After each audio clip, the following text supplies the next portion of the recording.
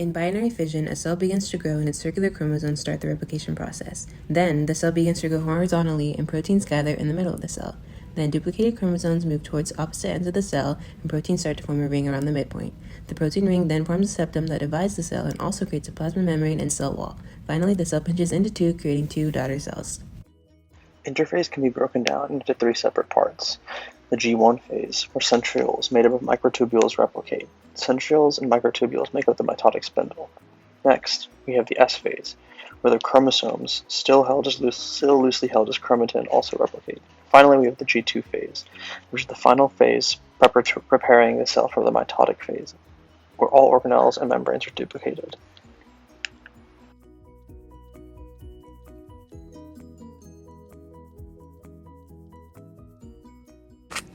During prophase, chromatin condense to form sister chromatids, which hold the genetic material that has been replicated. Two centrosomes move toward opposite ends of the cell and make spindle fibers. During prometaphase, the nuclear membrane breaks down and spindle fibers attach to the centromere of the sister chromatids.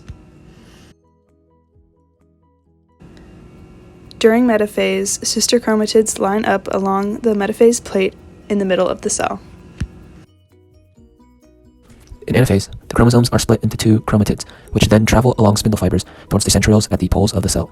The spindle fibers also elongate. In telophase, the chromatids finally arrive at opposite poles of the cells, and the chromosomes begin to disperse into loosely packed chromatin. Spindle fibers also disappear, and new membranes form around the duplicated chromosomes to prepare for cell division or cytokinesis. In cytokinesis, an actin ring, portrayed by blue rings, pinches the cell at the cleavage furrow, eventually causing the cell to split. The nuclear membrane of the two individual cells also become complete. There are three different types of checkpoints. The first one is the G1 checkpoint, which evaluates if the environmental conditions are right for the cell to undergo replication. And then we have the G2 checkpoints, which checks to see if the DNA was correctly replicated. And then the M checkpoint, which checks to see if the sister chromatids are attached to the microtubules properly. And then if it passes this checkpoint, then the cell can go on to mitosis.